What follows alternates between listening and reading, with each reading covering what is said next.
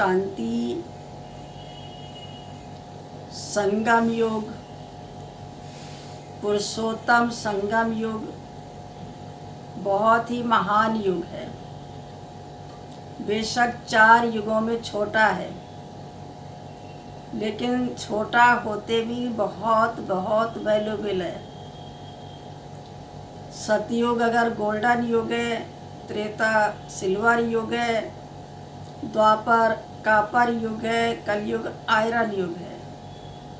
तो ये विशेष पुरुषोत्तम संगम युग डायमंड युग है, जिसमें हम सब आत्माएं कौड़ी से हीरे जैसे बनते हैं। बाप का भी संगम होता है, आत्मा परमात्मा का, तो कल्प के बिछड़े हुए आत्माओं का भी संगम होता है। ब्राह्मणों का आपस में संगम होता है।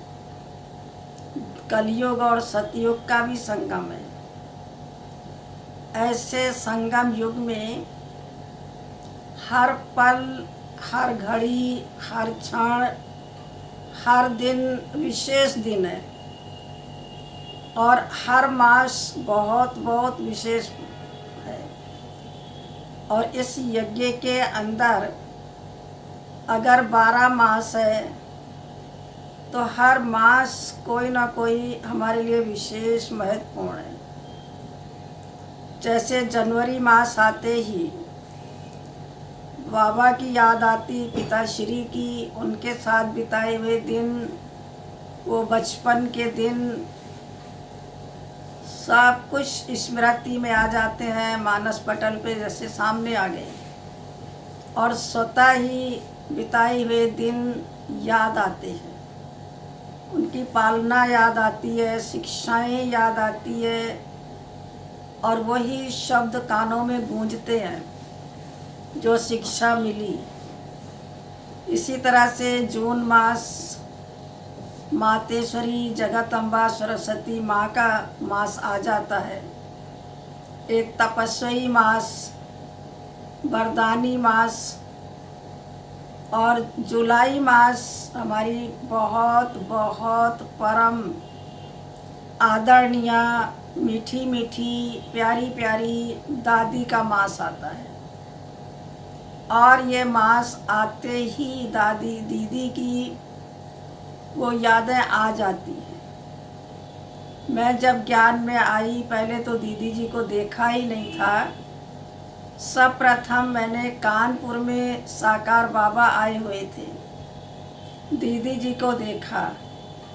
और वो घड़ी भूलती नहीं है, जब हम लोग गांव से पैदल चल करके आए थे और सारा दिन जहाँ बाबा रुके हुए थे कोठी में, वहाँ ठहरे हुए थे, बाहर लान में बैठे थे। और बाप से ही कहते थे कि हमको वतन से बाबा ने बुलाया है, हम लोग आए हैं और बाबा तक मेरा कोई संदेश पहुँचा दे।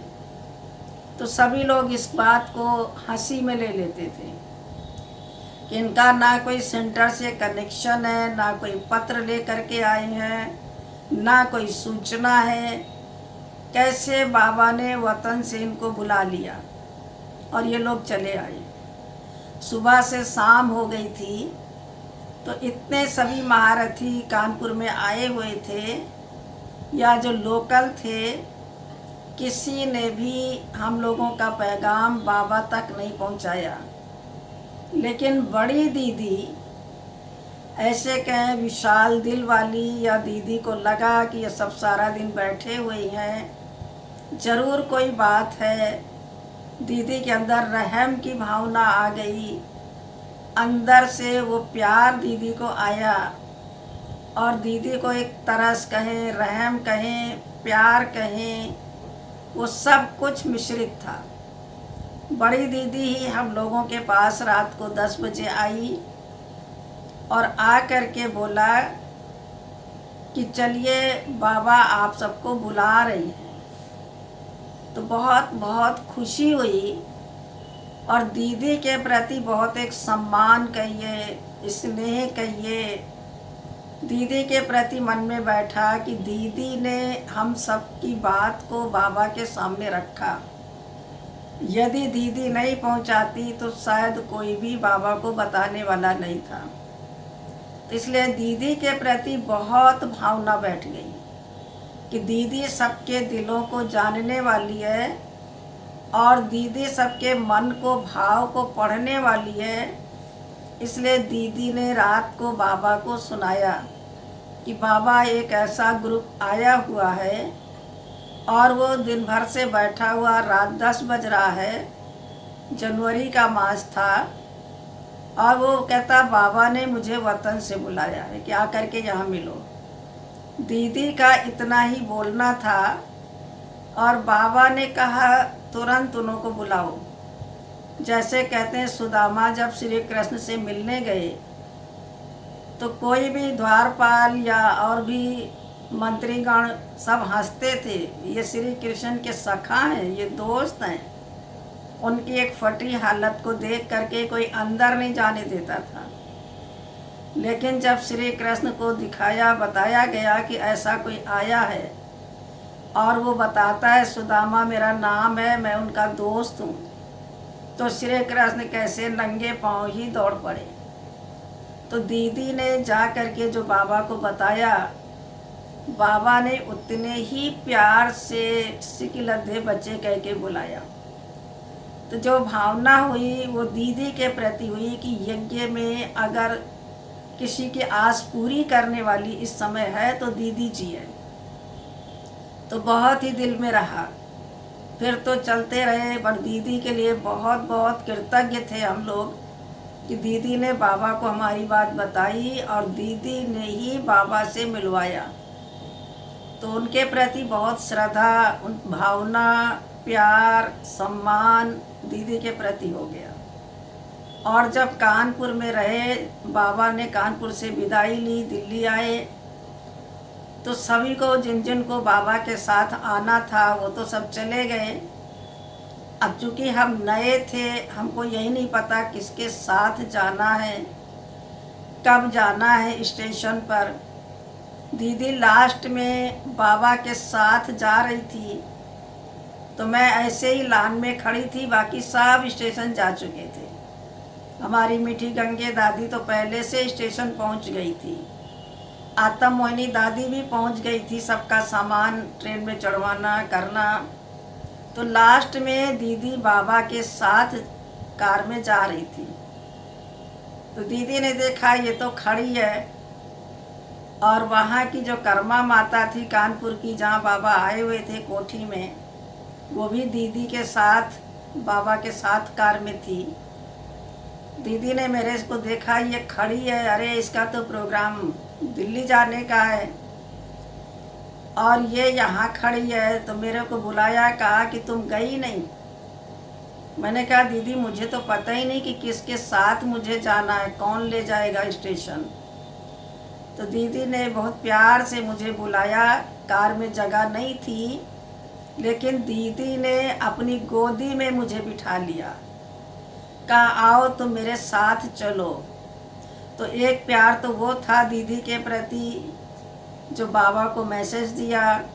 दूसरा और भावना बैठ गई कि देखो दीदी माँ बन करके, कहाँ दीदी की जो पोजीशन है, और मैं जो गाँवड़े से आई हूँ, दीदी ने बहुत प्रेम से गोद में जैसे माँ बच्चे को बिठाती है, ऐसे बिठा करके मुझे स्टेशन लेके गई।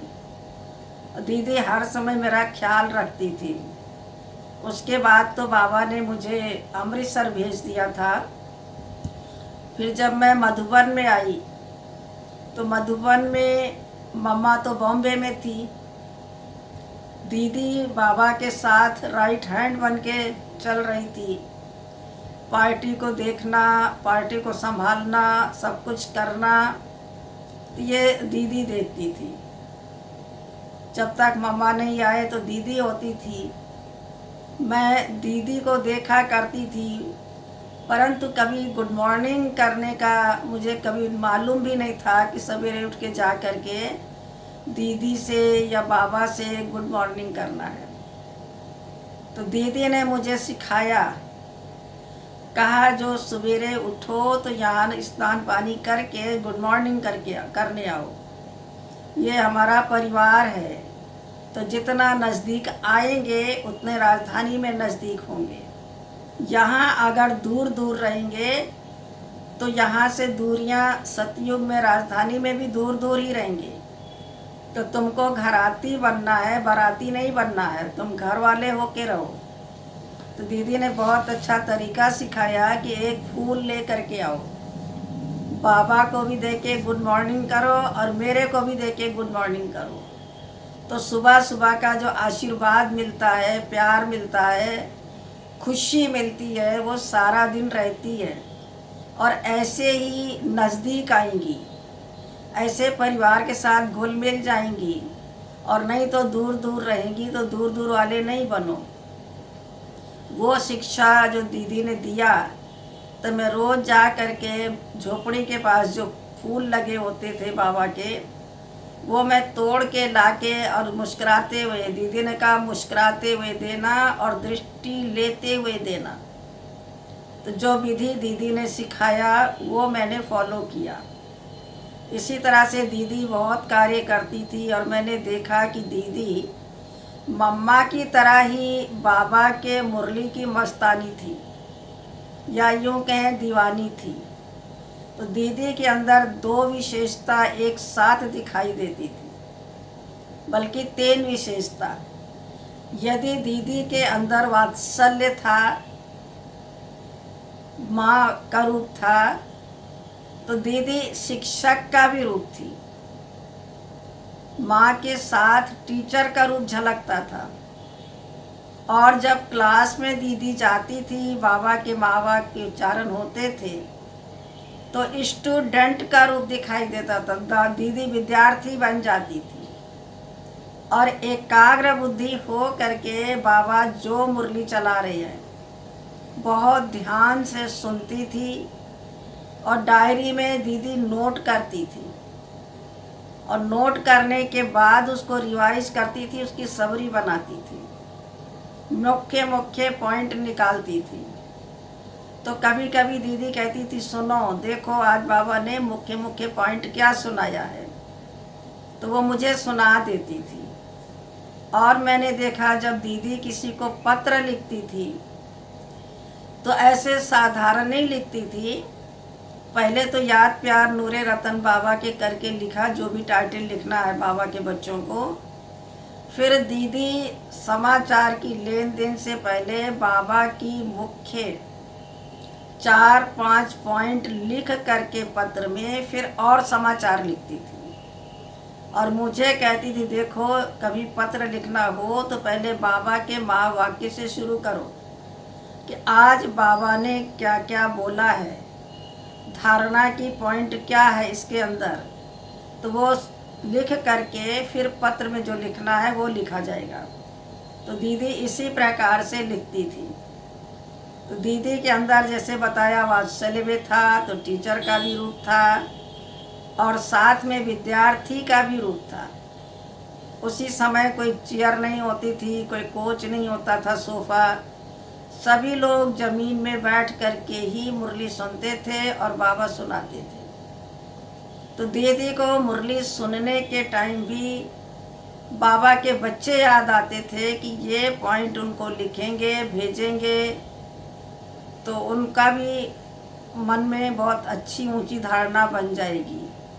तो याद रहता था। जैसे साकार में बाबा 20-25 भाई बहनों के बीच में भी मुरली चलाते थे, लेकिन बाबा सारे विश्व की आत्माओं को सामने रख करके उसी लहर से, उसी फलक से सबको देख करके जैसे ग्लोब पे बैठ के मुरली चला रहे हैं। तो दीदी भी मुरली सुनते समय जो नोट्स लेती थी, दीदी की भी नज़रों में पूरे विश्व की आत्माएं और बाबा के बच्चे तो विशेष करके होते थे।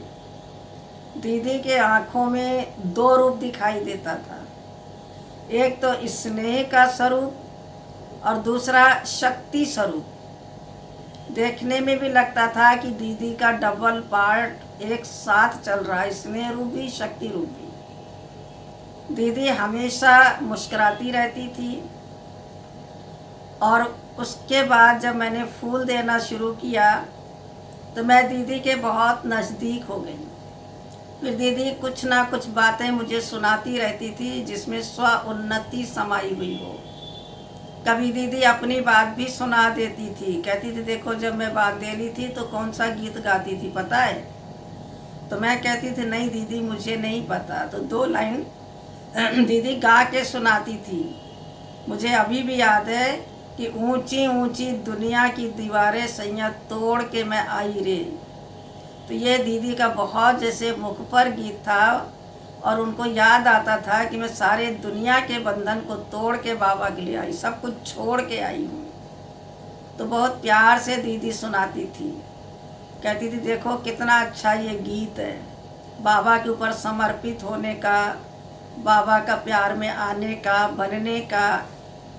इस तरह दीदी की विशेषताएं कितना मैं आप सबको बताऊं। दीदी के अंदर परख शक्ति बहुत थी। वो चेहरा देख करके परख जाती थी कि इस समय इसके मन में क्या संकल्प चल रहा है, ये किस स्थिति में है। तो जैसे दीदी स्वतः ही बता देती थी, तो परखने की शक्ति बहुत थी दीदी के अंदर। परखने के साथ साथ निर्णय करने की भी शक्ति थी। दीदी फटाफट निर्णय लेती थी क्या करना है और क्या नहीं करना है। करना है तो क्यों करना और कैसे करना है। तो दीदी को देर नहीं लगती थी। परखने की शक्ति और निर्णय करने की शक्ति और सभी को संतुष्ट करने की विशेषता थी दीदी के अंदर। हर एक को संतुष्ट कर देती थी। ऐसे चलते फिरते फिर एक दिन मुझे लगा कि मैं दीदी के और समीप जाऊं तो कैसे जाऊं और दीदी के साथ थोड़ा और समय बिताऊं। तो मैंने एक रास्ता ढूंढा और जो अचानक ही मेरे मन में आया, मैंने कहा दीदी मैं आपके सिर में तेल लगाना चाहती हूँ। सोचा और नज़दीक होंगे दीदी के। दीदी बोली तुमको तेल लगाने आता है, तू नडरी क्या तेल लगाएगी। मैंने बोला नहीं दीदी मैं आपको सिर में ज़रूर तेल लगाएंगी और अच्छा लगाएंगी। कैसे लगाती हो? मैंने कहा दीदी मुझे चंपी मालिश आती है। कहा वो क्या होता है? तो बताया कि फिर सीखा कहाँ से तूने? बताया दीदी सीखा तो नहीं है, देखा है। क्योंकि जब हम लोग लखनऊ में रहते थे, छोटे छोटे थे, तो वहाँ पर एक पार्क है जिसको झंडे वाला पार्क अमीनाबाद में कहते हैं। शाम को घर से हम लोग बाहर वहीं चले जाते थे, पार्क में खेलते थे, घर में जगह नहीं होती थी। और देखते थे कि वो तेल मालिश वाला हाथ में एक छोटी सी बकसिया ले करके वैरायटी तेल उसमें रखता था। तो कहता था कि चंपी मालिश करा लो, चंपी मालिश करा लो। तो देखती थी वो चंपी मालिश करता कैसे है। तो दीदी कहती अच्छा मुट्ठी तू मेरे ऊपर एक्सपेरिमेंट करेगी। फिर मैंने कहा दीदी मुझे बहुत था कि मैं तेल लगाऊं, इतना सारा दीदी जी करती जा रही, मैं जवाब देती जा रही। मैंने कहा दीदी आप एक बार करा के देखो, फिर आपको अच्छा लगे तो मेरे से तेल लगवाना। कहा अच्छा चलो लगाओ। फिर मैंने दीदी के सिर में तेल की जब मालिश की दिन में 2 बजे भोजन के बाद, बहुत अच्छा लगा दीदी को, बहुत अच्छा लगा। बोली अरे तुम जो है ना रोज़ अब मेरे को भले किया करो, बहुत अच्छा करती हो। तो कहावत है कि अंधा एक आँख मांगे उसको 2 मिल जाए। तो मैं दीदी के नज़दीक रहूं, इस बहाने तेल लगाना को मैंने सोचा। अब दीदी कह रही रोज़ मुझे तेल लगाना। इतनी मुझे खुशी हुई कि देखो दीदी ने कैसे अपना बना लिया और शुरू कर दिया। आओ मैं दीदी को रोज़ तेल लगाती रही, रोज़ लगाती रही। तो ऐसे करते करते 3 मास बीत गया। एक बार दीदी ने कहा कि देखो विद्या, सारे लोगों की प्रॉब्लम सॉल्व करती हूँ, सबका सिर दर्द मैं ठीक करती हूँ और मेरा सिर का दर्द तुम ठीक करती हो। अगर तुमको कभी सिर में दर्द हुआ तो कौन ठीक करेगा, तुम्हें कौन मालिश करेगा। मैं छोटी भी थी, इतना दूर तक सोच भी नहीं सकती थी। दीदी एक थोड़ी क्षण के लिए तो रुक गई, मेरा कोई जवाब नहीं हुआ। दीदी ने बहुत प्यार से दिल से दुआएं दी। कहा, विद्या तुमको लाइफ में कभी भी आवश्यकता ही नहीं पड़ेगी, सिर दर्द होगा ही नहीं। इतनी गारंटी से दीदी ने बोला कि कभी भी तुम्हें सिर दर्द नहीं होगा। तो कहते दिल की दुआ खाली नहीं जाती है। इतने प्यार से दीदी ने दुआ दिल से दिया, क्योंकि मैंने भी थोड़ा बस इतना ही स्वार्थ था कि दीदी के नज़दीक जाऊं, और दीदी जो अच्छी अच्छी बातें सुनाती हैं थोड़ा और मुझे सुनाती रहेंगी और सुनाती रहेंगी, मैं धारण करती रहूँगी। तो इतनी खुशी हुई मुझे, और वो दुआ इतनी लग गई दीदी की। प्रैक्टिकल मेरा अनुभव है कि दीदी को ये दुआ दिए हुए 60 साल हो गया। आज तक मुझे कभी भी सिर में दर्द नहीं हुआ। क्या सर्दी हो, क्या धूप हो, क्या बारिश हो, क्या ओले पड़े सिर पे, सब कुछ हुआ है, लेकिन सिर दर्द क्या होता है मुझे इसका अनुभव नहीं है। कार दुर्घटना 2 बार मेजर हुई है, सब कुछ हड्डियाँ टूटी, लेकिन सिर में चोट ही नहीं आई जो सिर का दर्द हो। कभी मैंने रुमाल, मफलर कुछ भी सिर में नहीं बांधा है, और ना कभी गर्म पानी से सिर की धुलाई की थी। ठंडा कहीं हो, चाहे माउंट आबू हो, चाहे किसी भी पहाड़ी पे हो, कहीं पर भी हो। तो इसको कहते हैं दिल से निकली हुई दुआ सदा काम आती है। दुआएं आगे आगे चलती हैं। तो ये मुझे अनुभव है कि दीदी ने बहुत प्यार से दुआ दी थी, और बहुत ही दीदी को ये रहता था कि ये सीख जाए, ये अच्छी बन जाए। ये दीदी को भावना थी, और मेरी भी भावना थी कि मैं दीदी के अंग संग रहूं, आगे पीछे रहूं। तो ऐसे करते करते दीदी के साथ हम काफ़ी नज़दीक आ गए थे, और दीदी का प्यार भी मुझे बहुत मिलने लगा था। दीदी आगे बढ़ाने भी लगी थी। उसके बाद में जब बाबा अव्यक्त हुए, बड़ी दादी दीदी दोनों मिल करके चलाने लगी, तो मैंने देखा कि दीदी का केवल भाई बहनों से ही प्यार नहीं है, केवल मेरे से नहीं है, लेकिन दीदी दादी की ऐसी यूनिटी होती थी कि लोग कहते थे कि 2 बदन 2 आत्मा, एक आत्मा, 2 बदन है एक आत्मा है। दीदी और दादी की एक ही सोल है। दीदी ने कहा, दादी ने जी कहा, और दादी ने कहा तो दीदी ने जी कहा। कभी भी दोनों के विचार में अंतर नहीं आया, जिसको कहने मतभेद हो, विचार भिन्न हो। विचारों में भिन्नता नहीं होती थी। जी दादी और दीदी कहे, और दादी कहे जी दीदी। तो सब यही कहते थे कि भाई शरीर 2 है, आत्मा 1 है। क्योंकि जब दोनों एक थे तो ऐसा कोई हो नहीं सकता कि 2 के बीच में तीसरा है। दीदी हमेशा कहती थी जब 2 के बीच में तीसरा आता है तब कहावत है 3 तिगाड़ा काम बिगाड़ा। जब 2 होते हैं तो ठीक है, तीसरा फ्री होता है तो इधर की बात उधर करेगा, इधर की उधर करेगा। तो इसलिए दीदी के साथ बहुत हमारा अच्छा अनुभव रहा। दीदी की बहुत सारी विशेषताएं थी। दीदी गंभीर भी थी तो दीदी रमणीक भी थी। दीदी हर्षित मुख भी रहती थी तो दीदी ऑफिशियल रूप भी दिखाती थी, और ऑफिशियल रूप दिखाते ही लगता था कि हाँ जैसे हमको ये काम नहीं करना, ये करना है।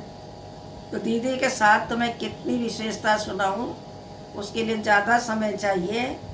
लेकिन दीदी में विशेष मुझे जुलाई मास आते याद आती है। दीदी के संग रहे हुए पालना की याद आती है। दीदी के सिखाई हुई बातें मुझे याद आती हैं, और वो मेरे जीवन का एक वरदान। जैसे दीदी जी की माँ बाबा के रूम के बाहर चेयर पे बैठी रहती थी और बुलाती थी, मिठरी इधर आओ, बस 3 बातें जीवन में धारण कर लो, सफलता मिल जाएगी। पहला कहती थी कोई मदर कि जो है सीख जीवन भर सीखना है। मर मर, कभी नहीं कहना हम ही को कहा जाता, हम ही को दबाया जाता, हम ही मरें क्या। तो सिख सिख, मर मर और झुक झुक, और झुकेगा वही जिसके अंदर कुछ फल या विशेषता होगी। तो ऐसे ही जैसे दीदी एक एक बात सिखाती थी, तो देखा कि कोई मदर भी, दीदी की माँ भी ये सिखा रही है। और दीदी सदा उमंग उत्साह में ले आती थी, हिम्मत बढ़ाती थी। कभी दीदी के मुख से ये नहीं निकला कि ये तो हो नहीं सकता या तो कर नहीं सकती। तो ऐसे ही दीदी के साथ जुलाई मास में बहुत यादें आती है, और बहुत मुझे दीदी से प्रेरणा मिली हुई है, प्यार मिला हुआ है। दीदी छोटी छोटी बात सिखाती थी, खाना कैसे खाना वो भी सिखाती थी। एक बार बाबा ने कहा मेरे साथ भोजन करना, दीदी से कहा बच्ची को बुलाना भोजन पे। तो दीदी ने ये भी सिखाया कि रॉयल्टी से कैसे भोजन करना है। बाबा तो बहुत सूक्ष्म भोजन लेगा, बिल्कुल फरिश्तों की तरह नाम मात्र लेगा, और तुम उसके आगे ढेर सारा थाली में बैठ के खाएंगी तो ये शोभा नहीं देता है। जिस महान हस्ती के साथ भोजन करना है उसी तरह का करना है और उसी ढंग से करना है। तो दीदी कहती देखो तुम भूखी रह जाओगी, जाओ पहले आधा पेट भोजन भंडारे से खा के आओ, और फिर बाबा के साथ थाली में बैठना। तो बाबा के साथ बैठेंगी तो रॉयल्टी से करेंगी। तो मैं, बड़ी दीदी और बाबा तीनों जब भोजन पर बैठे तो जैसा दीदी ने सिखाया और कहा कभी भी किसी रॉयल लोगों के साथ भोजन करना है तो उसी रॉयल्टी से भोजन करना, ऐसे नहीं कि बस पेट भरते जाना है, 4 रोटी 3 रोटी खाते जाना है। तो ये भी दीदी ने सिखाया। मना हर एक मर्यादा, हर एक विशेषता दीदी सिखाती रहती थी। तो ऐसे ही कहें जैसे एक माँ अपने बच्चे को इतना नहीं सिखाती है लौकिक में पग पग पर, उतना दीदी जी ने हमको सिखाया। और दीदी जी का नाम गोपी, वो सचमुच में गोपी ही थी। बाबा से भी अति प्यार था, जी बाबा जी बाबा।